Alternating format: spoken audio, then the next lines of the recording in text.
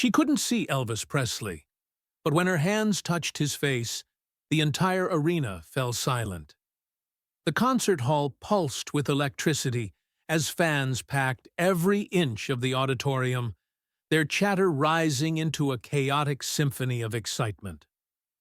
It was the summer of 1973 in St. Louis, Missouri, and Elvis Presley was just moments away from stepping onto the stage. The air buzzed with anticipation, cameras flashed, and merchandise waved from every seat. But down in the front row, nestled quietly between two seats, sat a woman who seemed untouched by the whirlwind around her. Her name was Clara Mae Thompson. She was in her early 40s, dressed modestly in a floral blouse and tan cardigan. Her face was calm, almost serene, her eyes shielded by dark glasses. She sat motionless, except for the gentle grip of her fingers on the arm of the woman beside her. Clara was blind. She hadn't come to scream or dance or wave a sign. She had come to listen, really listen. Because for Clara, music wasn't just a sound. It was a vision, a map, a memory. Elvis's voice had been her guiding star since she was a teenager. She'd never seen his face, not even in a photograph. But she didn't need to. She had built a picture of him in her mind, not from headlines or movie posters, but from every note he sang, every lyric he poured his soul into. Clara had saved for over a year to afford this trip. The tickets, the travel, the accommodations. It was the first time she had left her small town in decades. This night wasn't just a concert. It was a pilgrimage, a once-in-a-lifetime chance to be in the presence of the man whose voice had carried her through heartbreak, loneliness, and years of darkness. And as the lights dimmed and the roar of the crowd surged like a tidal wave, Clara leaned forward, her heart pounding. She couldn't see the stage, but she could feel something extraordinary was about to happen. Clara had lost her sight when she was just 8 years old. A rare degenerative condition had slowly dimmed her vision until, one morning, she opened her eyes and saw nothing but a curtain of gray. The doctors had called it permanent. Her parents called it God's will. But Clara called it a new kind of world, one she would have to navigate by sound, scent, and feel. In the quiet of her childhood home in Mississippi, where television offered her little and books had become silent companions, Clara found solace in one thing: the radio. It became her window to the world, and in 1954, when she first heard a young voice from Memphis singing "That's All Right," something inside her changed. She didn't know who he was, didn't know what he looked like, but his voice reached into her like sunlight through a locked window. Over the years, Clara collected every Elvis record she could find. She would sit cross-legged by her phonograph, running her fingers across the album covers, trying to imagine his face. Was he kind? Was he proud? Did his eyes match the sadness she heard in "Are You Lonesome Tonight?" or the fire in "Burning Love"? Her imagination became her canvas, and Elvis was the most vivid portrait she ever painted. She listened to interviews, memorized the way he laughed, noted how his voice softened when he spoke of his mother. To Clara, Elvis wasn't a distant icon. He was a companion, a constant, a man whose music gave her not just something to hear, but something to feel. When she learned he'd be performing in St. Louis, she knew she had to be there. It didn't matter that she couldn't see the stage. Being in the same room, breathing the same air, would be enough. She wanted to feel the sound in her bones, to let his presence fill the room the way his voice had filled the quiet corners of her life. What Clara didn't know, as she sat quietly in that front row seat, was that her presence that night would touch Elvis in a way few fans ever had. The lights dropped, and the crowd erupted.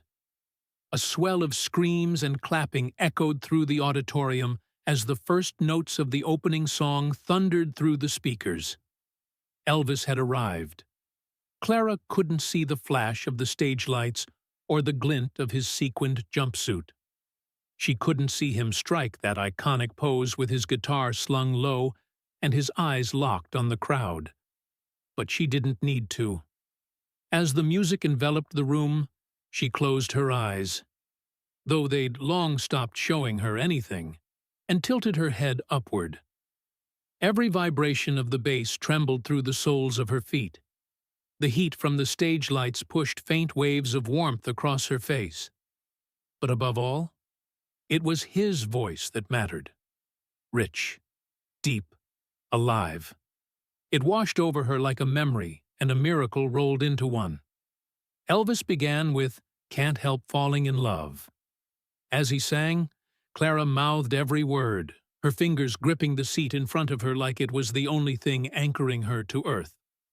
Her friend beside her wept quietly, touched by the sight of Clara fully immersed in a world made entirely of sound. People swayed, sang, and screamed his name, but Clara remained still, not out of restraint, but out of reverence. Every second of that performance felt sacred. Every note was something she wanted to hold on to, something she could picture even without sight. For her, Elvis didn't exist in the way others saw him. He existed in her mind as pure emotion, shaped by rhythm, tone, and honesty. But even as she clung to the magic of the moment, Clara couldn't shake a quiet ache. She had always dreamed of touching his face, just once, to see with her hands what the world had described for decades. The jawline, the smile, the sideburns. She had imagined it 1,000 times. But in a hall filled with thousands, what were the chances? Still, hope lingered. Because sometimes the most extraordinary moments don't come from planning. They come from being open to the impossible. And unknown to Clara, on the very edge of that stage, Elvis Presley had noticed her. It happened between songs, just after the final chord of "Suspicious Minds" rang out, and the lights momentarily dimmed. Elvis stepped back from the mic, a towel slung around his shoulders, catching his breath. Then something, or rather, someone, caught his eye. Down near the front, just off-center from the stage, a woman sat entirely still while the rest of the audience swayed and roared. She wasn't trying to get his attention. She wasn't waving or calling out his name. She simply was. And yet, there was something quietly powerful about her presence. Something that made Elvis pause. He leaned toward one of the stagehands and said something that made the man nod and disappear toward the security barrier. The music hadn't even started again when a gentle ripple moved through the crowd. The stagehand was making his way to Clara. Her friend turned to her, whispering frantically, "He's calling you. Clara, Elvis is asking for you." Clara froze. At first, she didn't believe it. She thought it was a mistake. But then she felt a warm hand lightly touch her shoulder and guide her gently forward. As she approached the stage, the noise around her faded into a blur. Her senses focused in on one thing, the soft, velvet tone of a voice she'd known her whole life. "Ma'am," Elvis said, "would you come up here for a moment?" The crowd, used to seeing him toss scarves and kiss hands, now hushed. Something different was happening. As Clara reached the edge of the platform, Elvis stepped down to meet her. He didn't reach for her out of obligation or publicity. He reached out of genuine human connection. "Would you like to see me?" he asked softly, already knowing her answer. Clara nodded, trembling, her voice barely a whisper. "I've only ever seen you with my heart." Elvis gently took her hand and guided it to his face. The room fell silent. What happened next would be remembered not as a concert moment, but as something far deeper. a moment of pure, unscripted humanity. Elvis stood there, completely still, as Clara's fingers began to explore the contours of his face. First his jawline, strong, angular, exactly as she had imagined. Then his cheekbones, the curve of his nose, the texture of his sideburns. She moved slowly, reverently, as if memorizing every detail, her breath hitching with each discovery. The crowd didn't move, not a single cough or whisper. It was as if the world had stopped turning just to let this moment happen. Elvis didn't speak. He didn't perform. He just stood there, eyes closed, letting her experience something fans around the world had only dreamed of. But Clara wasn't fangirling. She wasn't screaming or fainting. She was seeing him, truly seeing him, in the only way she ever could. Her hands paused at his forehead and slowly traced down to his lips. As her fingertips trembled across his smile, he gently whispered, "Now you know." Tears welled up in Clara's eyes, not because she was overwhelmed, but because the mental image she had carried for decades had just become real, and it was even more beautiful than she had imagined. Not because of his looks, but because of his kindness, his stillness, his willingness to be vulnerable in front of thousands. And Elvis? He looked at Clara not as a fan, but as an equal. Someone who had crossed every barrier life had thrown at her. Blindness, distance, circumstance. Just to be there. Just to know him. He turned to the crowd and said quietly, "Folks, this right here, this is why I sing." No one clapped. Not yet. They were too caught in the spell of the moment. Too aware they were witnessing something sacred. In an industry often built on image and illusion, Elvis had just shattered both, allowing one woman to touch not just his face, but his soul. And the ripple of that moment was just beginning. When Clara lowered her hands, she was shaking, not from nerves, but from the weight of what had just happened. She turned toward the microphone, unsure if she'd be allowed to speak, but Elvis gently guided her closer and said, "If there's anything you'd like to say, I think everyone here would love to hear it." Clara hesitated, then stepped forward, her voice soft but unwavering. "For so many years, I've only known Elvis Presley through sound, through the radio, through the voices of others. But tonight, I touched his kindness. I touched the heart I've always heard in his music. And now I can finally say, I've seen him." A soft gasp moved through the audience like a breeze. Some wiped their eyes. Others simply stood there, stunned by the honesty of it all. Elvis reached for her hand again and gave it a gentle squeeze. His eyes, usually hidden behind the stage lights, glistened with emotion. He didn't try to respond with words. None were needed. The silence was more powerful than applause. Then, slowly, the crowd began to rise to their feet. Not in frenzy, but in deep respect. One by one, people clapped. Not for a hit song, not for a dazzling show, but for what had just transpired between two human beings, stripped of celebrity, stripped of limitations, connected by something as old as music itself. Empathy. Clara was escorted back to her seat, where she wept quietly into her hands. Not out of sadness, but from joy. A joy few in that room would ever forget. A joy that wasn't captured in tabloids or headlines, but in the hearts of those who had the privilege to witness it. Elvis continued the concert. He sang with new depth, new softness. Every lyric after that moment felt heavier, more personal, because something in him had shifted too. For the rest of the night, he kept glancing toward the front row, toward the woman who had seen him more clearly than anyone else ever had.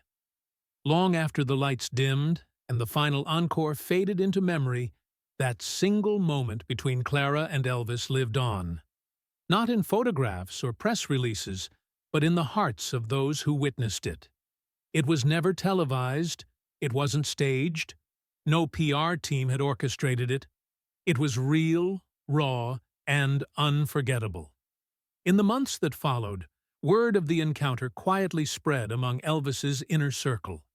He would sometimes talk about it backstage before shows, saying, "There was a woman in St. Louis. She couldn't see me, but she saw me better than most ever have." It was a reminder to him, to all of them, that the music meant more than fame, that it could bridge worlds, heal wounds, and create connection where words alone might fail. Clara, for her part, returned home changed. Her town held a small gathering for her when the story got out. Nothing grand, just friends and neighbors coming together to hear her describe the moment when she touched the face of her lifelong hero. She spoke not of his features or his stardom, but of his stillness, his warmth, and the way he let her feel seen in a world that so often overlooked her. That night became a part of Elvis lore, not as a concert highlight, but as a lesson in empathy, humanity, and the power of presence. It reminded people everywhere that greatness isn't always loud. Sometimes it's silent, soft, and offered freely to someone in need of kindness. And years later, when fans looked back at the thousands of shows Elvis gave, it wasn't just the sold-out arenas or the screaming crowds they remembered. It was moments like this, moments when he was more than a performer, when he was a man reaching across the divide, simply to make someone feel whole. If this story moved you the way it moved us, we hope you'll share it with someone who needs a reminder of the goodness that still exists in this world. Elvis didn't just sing songs, he built bridges between hearts. Tap that subscribe button if you believe kindness can change lives. Give this video a thumbs up if you felt the power of Clara's story. And leave us a comment below. What would you say to Elvis if you had one moment face to face? Because sometimes the gentlest touch can leave the loudest legacy.